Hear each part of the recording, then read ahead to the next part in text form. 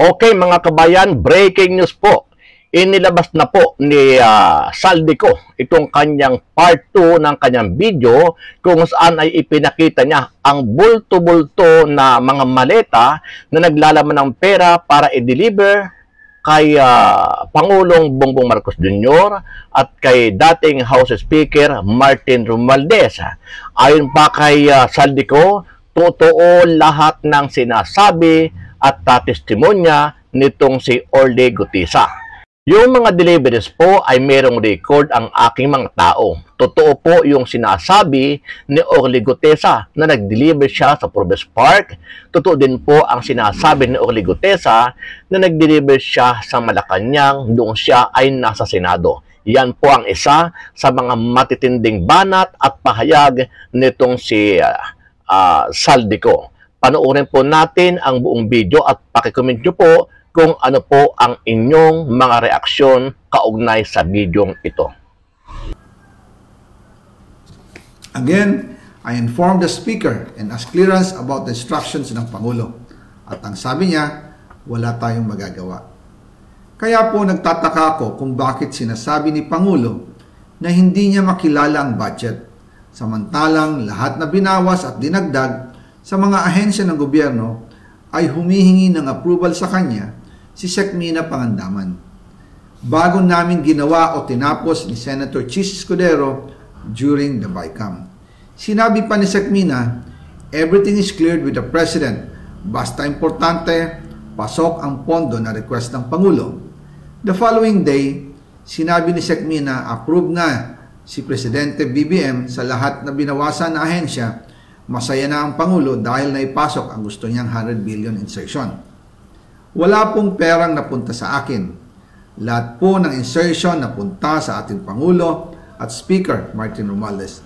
Ako lang at ang aking mga tao, sila Paul Estrada, Mark Tiksay, at ang aking mga security ang nag-deliver papunta sa bahay nila Pangulong Bongbong Marcos at Speaker Martin Romualdez sa North Forbes Park, South Forbes Park hanggang sa Malacanang.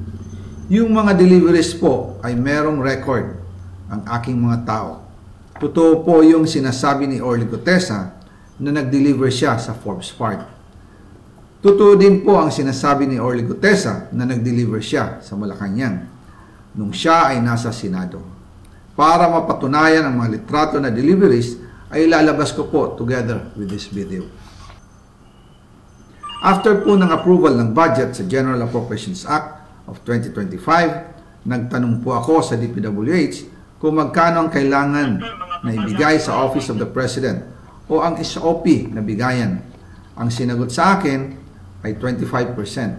Ang ibig sabihin nito, 25% ng 100 billion ang SOP na kailangan ibigay kay BBM mismo. In total, 25 billion ang napunta kay Pangulong Bongbong Marcos. Kaya ngayon ay hinahamon ko si Ombudsman Remulla kung seryoso talaga siya sa mga sinasabi niya sa kanyang press release na idadamay niya pati si Martin Romualdez kung magbibigay ako ng ebidensya. Patunayan niya ngayon ang pronouncement niya. Imbestigahan niya ang fraternity Brad at ang kanyang kaibigan na si Speaker Martin Romualdez kung talagang tutupad siya sa tungkulin niya. Imbestigahan din niya si President Bongbong Marcos. Sabi nga ni BBM nung SONA, let's do it right at mahiya naman kayo, hindi po ba? Nananawagan din po ako sa Senado na imbestigahan ang 100 billion insertion ni Presidente. Alam ko po na hindi gagawin ni Ombudsman Remulla ang hamon ko. Pero magaling ang Senado sa investigasyon at ako ay naniniwala na dahil sa kanila, lalabas ang katotohanan. Yusek, ano po yung naging dahilan ni Kong Saldico, bakit siya biglang bumaliktad at itinuro ang Pangulo at si former Speaker Martin Romualdez dito po sa corruption sa flood control projects? Alam naman po natin na close yung kanilang relationship. Pinupuri pa nga siya ng Pangulo bilang chair ng appropriations before sila po ni Speaker Martin. But biglang naging ganito po yung kanyang salaysay at itinuro niya mismo ang Pangulo dito sa anomalya na ito. Unang-unang po, parang wala naman po ako masasabi na sila'y close. wala po ako nakikita kung gaano ang closeness nila. So maaari, pagdating sa trabaho, sila ay nagkakausap, pero kung sasabihin niyo po ang kanilang relasyon ay close, hindi po yan natin masasabi at wala pa po makakapagpatunay ng ganyan. Unang-una po kung anong dahilan niya, yan po ang magiging trabaho ng mga matitinong mga media practitioner. Kayo po ang magtanong sa kanya. Bakit siya nagsasabi ng mga ganitong kwento at hanapan niyo po siya ng ebidensya? Dahil kung kami po ang tatanungin niyo, hindi namin alam kung bakit siya nagsasalita ng kasinungalingan. Most probably, para itawid ang kanyang sarili at sabihin wala siyang kasalanan. Yun ang pinaka-basic reason. Pero kung ano pang mas malalim na dahilan niya, kayo na po ang magtanong sa kanya. Ano po yung ini-expect ng Pangulo na implikasyon itong paglantad ni Saldico at pagturo mismo sa kanya sa anomalyang ito, lalo't ang taong bayan po ay sinasabing galit na nga sa nangyayaring matinding korupsyon po sa gobyerno? Ang implikasyon pong nakikita natin ay mas magagalit ang mga tao kay Saldico dahil sa kanyang pagsisinungaling. Makikita natin na lahat ng kanyang sinabi, katulad na nga ng mga ekspertong sinabi, bakit kailangan pa na mag-insert ng 100 billion pesos samantalang kaya namang isama ito sa NEP. So doon pa lamang po, dapat magalit talaga ang tao dahil marami nagsisinungaling para maisalba ang kanilang sarili. Salamat. Next question mula kay Christian Yusores, DZMM. Hi, Yusek. May mga ulat po na lumabas sa social media na nagpatawag di umano ng meeting si Pangulo sa kanyang security cluster.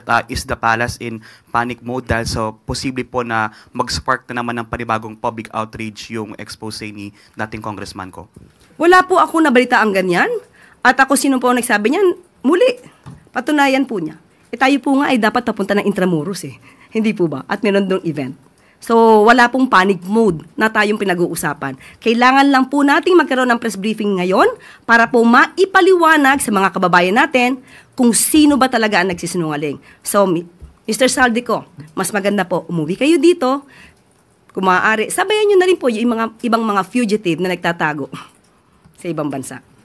Last two questions. First from Katrina Domingo, ABS-CBN.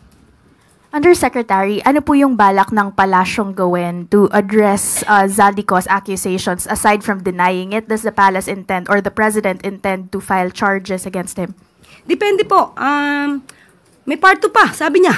Abangan ang part 2. Parang part 1 pa lang to. So malamang gagawa na naman to ng panibagong kwento dahil nadinig na niya kung anong sinabi natin.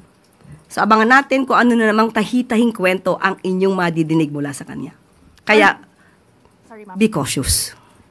Now, follow-up question. As mentioned earlier, Zaldico's statements might spark a fresh outrage from the public. How concerned is the President with the upcoming INC rally over the weekend? Alam ko naman po na ang mga miyembro ng INC ay matatalino, makadiyos, makabayan. So alam po nila kung sino nagsisinungaling at alam po nila kung sino ang tunay na nagtatrabaho para sa bayan. So yun lamang po. Tandaan natin, walang ganyang karaming air assets ang Pangulo. Last question mula kay Vance Fernandez. Good afternoon, ma'am. Do you have any idea who is behind this tell-a-lie accusation? May naiisip ba ako? Mahirap magsalita, pero minsan kayo mismo mag-iisip, sino kaya ang nasa likod nito? Yung mga obstructionists, destabilizers, o lumiliit lang siguro talaga ang mundo ni Saldico dahil siya po mismo ang naiipit sa mga aksyon na mismong siya ang gumawa. Thank you, Yusek Claire. Okay, go. Okay. Ma'am, last na lang po. May we have your reaction about the statement of VP Sara saying na paranoid na raw yung administration, especially now na madaming rally yung nangyayari, and yung pagkontra niya doon sa sinabi ng Pangulo about the status of our economy? Okay, unang-una po, paranoia. Ang paranoia, sabi po nila, ay direct cause ito ng emotional outburst. Meltdown. Hindi po nagme-meltdown ang ating Pangulo.